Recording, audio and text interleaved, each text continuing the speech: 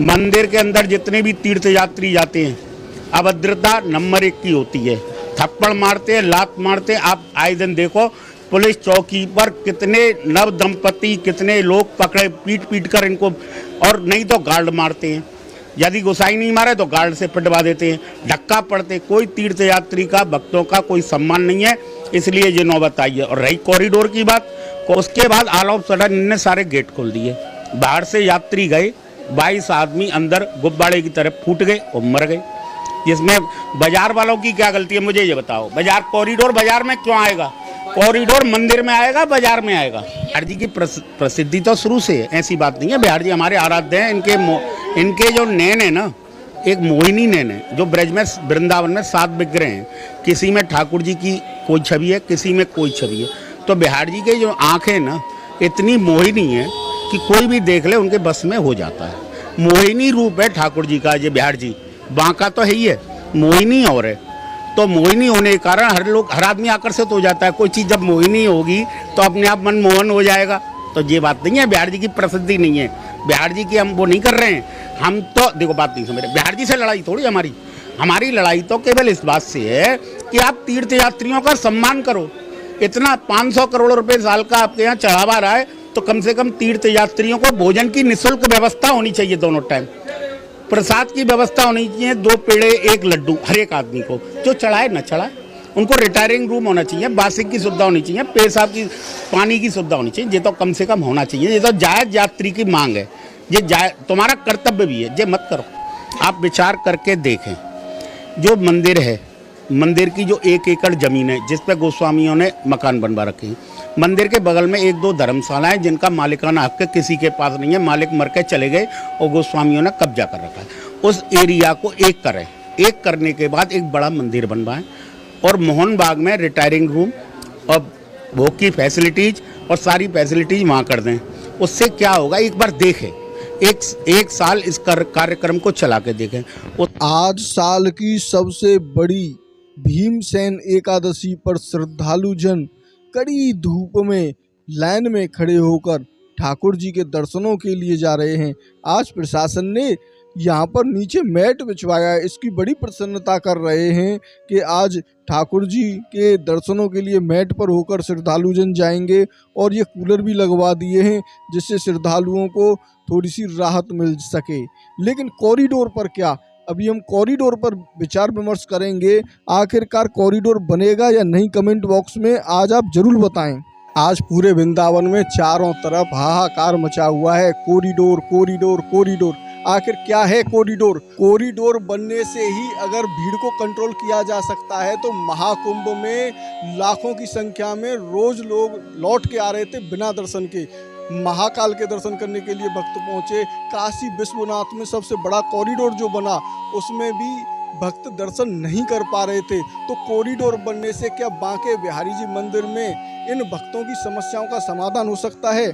आज हम आए हैं श्री बांके बिहारी जी मंदिर के बिल्कुल समीप गौतम पाड़े स्थित में एक दुकान है जहां पर भैया श्रृंगार का सामान बेचते हैं। उनसे जानेंगे कि इस कॉरिडोर को रोकने के लिए क्या हो सकता है, क्या व्यवस्थाएं की जा सकती हैं और ये कॉरिडोर भी ना बने, मंदिर भी सुचारू रूप से चालू हो और गोस्वामी जितने भी मंदिर के हैं वो भी खुश रहें, दुकानदार भी खुश रहें। तो ऐसा ही एक रास्ता बताने के लिए यहाँ के जो भैया हैं वो हमें बताएंगे कि कौन सा ऐसा रास्ता है जिसकी वजह से कॉरिडोर ना बने, क्योंकि हर चीज़ में कॉरिडोर का समाधान नहीं है। जब काशी विश्वनाथ में महाकॉरिडोर बनाया गया उसमें भी अनेकों घरों को तोड़ा गया, अनेकों मंदिरों को तोड़ा गया और प्राचीन जो घर थे, मंदिर थे, वो सबको तबाह कर दिया गया। इसी प्रकार से यहाँ इस वृंदावन में घर घर मंदिर है। जिस घर में आप जाएंगे उसमें मंदिर मिलेगा।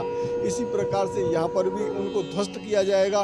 प्राचीन गलियाँ, जो गलियाँ भगवान श्री कृष्ण जी के चरणों की रज जिन गलियों में लगी रहती हैं और उनको लेने के लिए दूर दूर से श्रद्धालु जन आते हैं, उनको तोड़ के यहाँ पर तबाह कर दिया जाएगा। तो क्या है वो योजना जिसकी वजह से इस कॉरिडोर को रोका जा सकता है? तो जानते हैं इन भाई से। गोस्वामी बख्शी के बारे में तो मैं बहुत ज़्यादा नहीं बोलूँगा, लेकिन थोड़ी सी यदि जो मेरा व्यक्तिगत मत है जो मुझे लगी वो यही थी कि ब्रजवासियों को मंगला आरती के लिए रोका गया और उनके जो 150 परदेसी थे उनको आरती कराई गई और जितने भी प्रशासन के अधिकारी उनकी फैमिली थी उन्होंने आरती की। भाई ठाकुर जी ने हमारे ने बोला है ब्रजवासी वल्लभ सदा मेरे जीवन प्राण, इनको ना ही विसारियो मुझ नंद बाबा ज्ञान। मैं नंद बाबा की कसम खा के कहता हूँ कि जितने ब्रजवासी मुझे प्रिय हैं वो और कोई प्रिय नहीं है और मैं इनको कभी नहीं छोड़ सकता। लेकिन यहाँ के लोगों ने क्या किया, प्रशासनिक अधिकारियों ने और जो गुसाई हैं ब्रजवासियों की मंगला आरती छुड़वा दी, जो कि 1 साल में 1 बार होती है। तो ये बहुत अति जो मुझे लगी प्रशासन। आप ये बताओ, बहुत से लोग हम देखते हैं जो अधिकारी भी नहीं है उन्होंने मंगला आरती की। यहाँ पे मैं आपको छोटा सा मत बताता हूँ, जैसे मेरी जो दुकान है तुलसी माला वगैरह की, ऐसे लोग भी आते हैं जो हमसे ये कहते हैं अरे तुलसी की माला पहन लो, लेकिन तभी उसकी साथ वाली बोलती है अरे नहीं नहीं तू तुलसी माला मत पहने, तू नॉन वेज खाती है। तो ये बहुत सोचने का विषय है कि मंगल आरती के अधिकारी कौन है और कौन नहीं। और ये थोड़ी सी गति जो है ये थोड़ी सी गुसाइयों में को भी जो है वो सुधारना होगा अपना थोड़ा सा, कि यहाँ के लोगों का भी विशेष ध्यान। सबको पता है कि इनका नाम हमारे ठाकुर जी नाम बांके बिहारी है, तो इनका एक नाम कुंज बिहारी भी है, क्योंकि इनको कुंजों में रहना पसंद है और कुंज गलियों में रहना पसंद है। यदि यही कुंज गलियाँ नहीं रह जाएंगी तो हमारे बिहार जी का महत्व क्या, उनको आनंद कहाँ से मिलेगा, तो ये सोचना पड़ेगा। और बाकी बात, जैसा कि हमारे प्रशासन का हमारी सरकार का दावा है कि यदि कॉरिडोर बनाते हैं तो यहाँ पर टूरिज्म बढ़ेगा, लेकिन आप ये भी सोचिए यदि टूरिज्म बढ़ेगा तो यानी कि आपको कॉरिडोर के अलावा और भी बहुत बड़ा करना पड़ेगा मंदिर, तो क्या आप पूरे वृंदावन का नाश कर देंगे, पूरे वृंदावन का विध्वंस कर देंगे यदि टूरिज्म बढ़ेगा तो ये सोचने का विषय है। जैसा कि अगर यदि आप महाकालेश्वर में भी देखें, वहाँ पे बनाए तो सब लोग खुशी थोड़ी है, क्योंकि वहाँ पे भी भीड़ होती है, अब भी लोग परेशान होते हैं। तो केवल कॉरिडोर हर चीज़ का समाधान नहीं है, थोड़ा सा ये प्रशासन को सोचना पड़ेगा। तो अब ये बताओ, हमारे ठाकुर जी के लिए तो सब VIP हैं, तो VIP गेट केवल उनके ही लिए क्यों? मेरा मानना ये है यदि 5 गेट में से 3 गेट एंट्री के लिए कर दी जाए और 2 एग्जिट के लिए, तो बहुत सी व्यवस्थाएं सुधर सकती हैं। यहाँ पे क्या होता है, जैसे हमारी ये जो गली है इसको बंद कर दिया जाता है भीड़ वाले दिन। यदि अगर ये करेंगे, थोड़ा बहुत यहाँ से लोग निकालें, थोड़े बहुत उस गली से निकालें, थोड़े बहुत उस गली से, तो बहुत सी व्यवस्थाएं सुधर सकती हैं। और बाकी देखिए प्रशासन को तो सुधरना पड़ेगा, क्योंकि देखिए आप देखते हैं नाली भरी हुई है, लोग जो है सड़क टूटी हुई है। ये मेरी दुकान के सामने जो गड्ढा है, अभी तक ये बहुत समय हो गया, अभी तक इसको किसी ने सही नहीं कराया। कितने लोग आते हैं, कितने लोग गिरते हैं, लेकिन इसका तो कभी प्रशासन पर या किसी पर भी ध्यान नहीं गया। तो ये जो चीज़ें इनको थोड़ी सी सुधारनी पड़ेंगी। और दूसरा, टमटम को कंट्रोल करना पड़ेगा। टमटम की अति ऐसी है कि वो यहाँ की जितनी भी छोटी छोटी गलियाँ हैं वहाँ पे आते हैं और लोगों को परेशान करते हैं। जिनकी छोटी गलियाँ हैं, जिस गली में केवल बच्चे रह रहे हैं, उस गली में आ रहे हैं। तो ये थोड़ी सी दिक्कत की बात है, जो प्रशासन को थोड़ी सी अगर सुधारे तो बहुत सी चीज़ सुधर सकती हैं। बाकी देखिए सारी बात आती है केवल दुकानदारों पे। केवल ऐसा तो है नहीं कि दुकानदारों की गलती है। जिस दिन लोग मरे थे वो मंदिर में मरे थे, ना कि बाहर दुकान में। दुकान तो पूरी बंद थी, तो मंगला आरती का दिन था, सारी दुकानें बंद थी। तो ये सोचना पड़ेगा कि यदि मंदिर को बड़ा कर दिया जाए, थोड़ा सा तोड़ के आगे से या पीछे से, तो बहुत सी चीज़ें सुधर सकती हैं। क्योंकि जो घटना हुई थी वो मंदिर में हुई थी, बाहर नहीं हुई थी।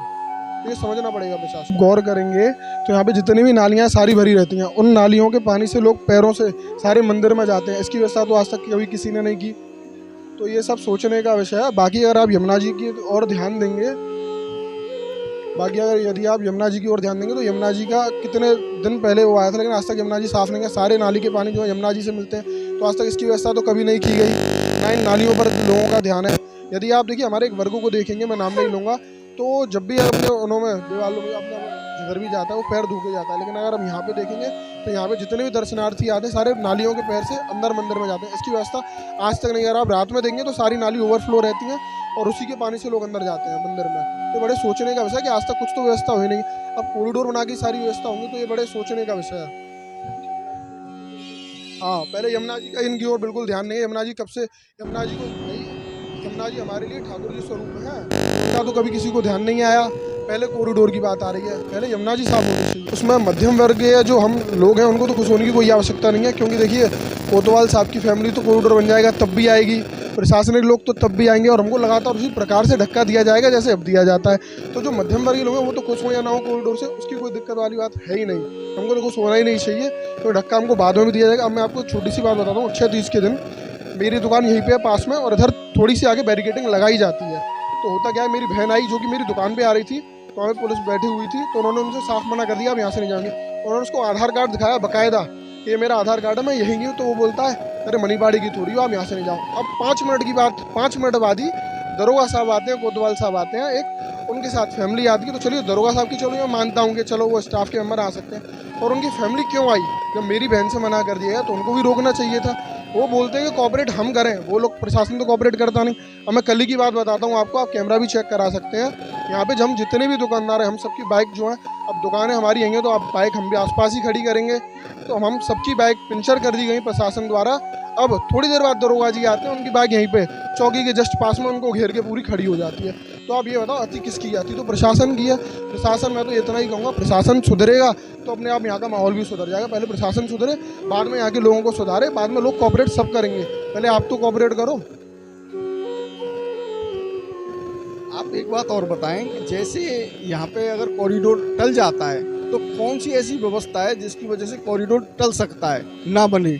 तो व्यवस्था किसकी वजह से खराब है? मंदिर प्रशासन की वजह से खराब है, या यहाँ के गुसाइयों से खराब है, या यहाँ के दुकानदार व्यवस्था खराब करते हैं? सबसे ज़्यादा व्यवस्था कौन खराब करता है? व्यवस्था खराब करने की बात करें तो मेरे हिसाब से अगर प्रशासन सुधारने की कोशिश करे ना, तो बहुत सी चीज़ें सुधर सकती हैं। अब मानिए जैसे कि बहुत से त्योहारों पे गाड़ियों का बंद है आना, लेकिन अब मैं नहीं, यहाँ के लोकल लोग आपको बता दें, गाड़ियाँ जब बंद हैं उस दिन आपको दिल्ली हरियाणा की गाड़ी फिर भी यहाँ की गलियों में दिख जाएगी। वो कहाँ से आ रही हैं? तो ये सोचने का विषय है। बाकी टमटम की बात रही तो टमटम शायद थोड़े से रोके जा सकते हैं कि जो छोटी छोटी गलियाँ उनमें ना घुसें। बाकी बहुत सी ऐसी व्यवस्थाएं, और बाकी व्यवस्था खराब करने की रही तो मैं कह सकता हूँ कि देखिए प्रशासन को थोड़ा सा सुधरना पड़ेगा, लोगों को समझाना भी पड़ेगा। और देखिए जो हमारा है, मैं अब दुकानदारों से भी कहूँगा हमको कोऑपरेट करना पड़ेगा। जो दुकानें बाहर हमने लगा रखी हैं वो थोड़ी सी अंदर करनी पड़ेंगी, जिसमें हमारी थोड़ी बहुत गलती है, ये मैं बिल्कुल मानता हूँ कि यहाँ के दुकानदार जो हैं अगर वो थोड़ी सी दुकानें अंदर करें, थोड़ा सा यहाँ के माहौल को देख के चलें, तो बहुत सी व्यवस्थाएं सुधर सकती हैं। और बाकी हम अगर मंदिर की बात करें तो मंदिर के पास अगर मैं जो मंदिर का चबूतरा है वहाँ से सारी दुकानें बंद करवा दी गई हैं। वहाँ की जगह बहुत खाली है, अगर उसको तोड़ के बड़ा हॉल कर दिया जाए और मंदिर का गेट बड़ा कर दिया जाए तो बहुत सी व्यवस्थाएं जो मंदिर में भीड़ की सुधर सकती हैं।